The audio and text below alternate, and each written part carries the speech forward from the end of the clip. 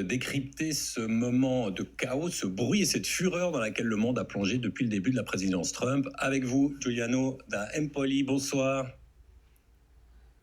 Bonsoir. Merci beaucoup d'être avec nous, Giuliano da Empoli. Vous signez un essai cinglant intitulé « L'heure des prédateurs » et parmi eux un certain Donald Trump, mais pas seulement. On a l'impression en ce moment, Giuliano da Empoli, d'une sorte de cour impériale ou princière, dirait Machiavel. Il y a les décrets du prince et puis ils sont parfois arbitraires et tout le monde accourt pour tenter d'amadouer le souverain. C'est un peu ce qu'on vit en ce moment. Oui, tout à fait. Si vous lisez les textes de sciences politiques des 30 ou 40 dernières années, vous ne comprenez rien à l'âge actuel et à l'heure des prédateurs. Alors qu'il suffit de reprendre vos classiques latins, par exemple, du Tacite, du Suétone, ou même des satires, même du Juvénal, du Pétrone.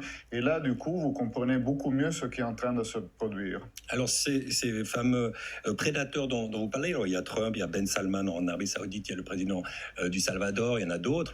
Ils vivent dans l'action et dans la confrontation, toujours dans le chaos. Il faut alimenter.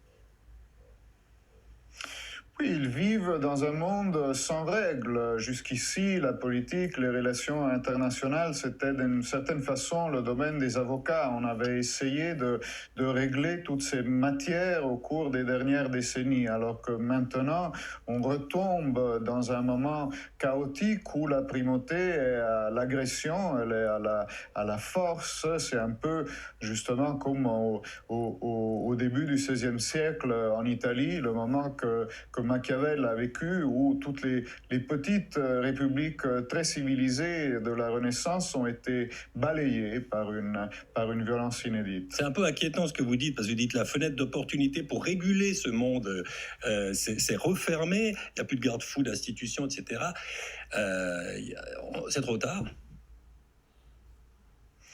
Écoutez, tout ce monde-là et l'insurgence des prédateurs, elle est quand même beaucoup liée à un nouvel écosystème numérique qui domine aujourd'hui nos vies et qui met justement la primauté à l'agresseur. Vous savez, une attaque numérique, une campagne agressive sur Internet, elle ne coûte rien, elle a beaucoup d'impact, alors que s'en défendre est très difficile. Donc nous vivons, nos démocraties, malheureusement, ont basculé dans cette zone sans règles et il aurait fallu s'en préoccuper un peu avant.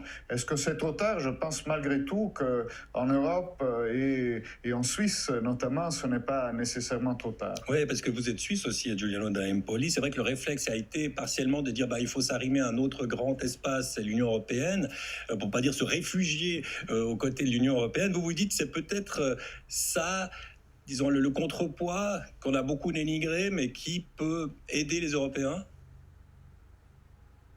Vous savez, l'Union, ce qui unit les prédateurs aujourd'hui à tous les niveaux, que ce soit des gens comme Trump, des gens comme Poutine, ou les prédateurs de la tech, justement, les oligarques de la tech qui ont décidé au fond de balayer les anciennes élites politiques pour s'adresser et pour s'allier à une nouvelle catégorie de politiques beaucoup plus extrêmes, les Trump, les Milei, les Bukele, j'en parle dans mon livre. Eh bien, leur ennemi principal de tous ces prédateurs et l'objet de toute leur agression verbale presque chaque jour, ce sont les institutions européennes.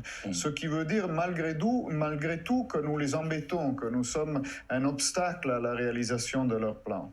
Je vous remercie beaucoup, Giuliano da Empoli. Vous avez des mots assez durs envers Joe Biden. Vous dites le dernier président atlantique, c'est un peu l'échec, c'est un peu la fin d'un monde. On est à ce moment-là, au fond.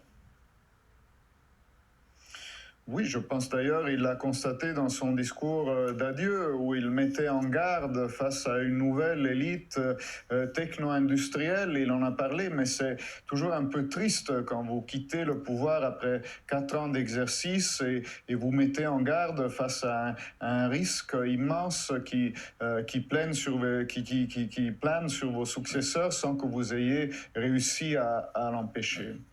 Merci infiniment, Giuliano da Empoli, pour ces quelques minutes. L'heure des prédateurs, c'est votre livre, je le rappelle. Merci beaucoup.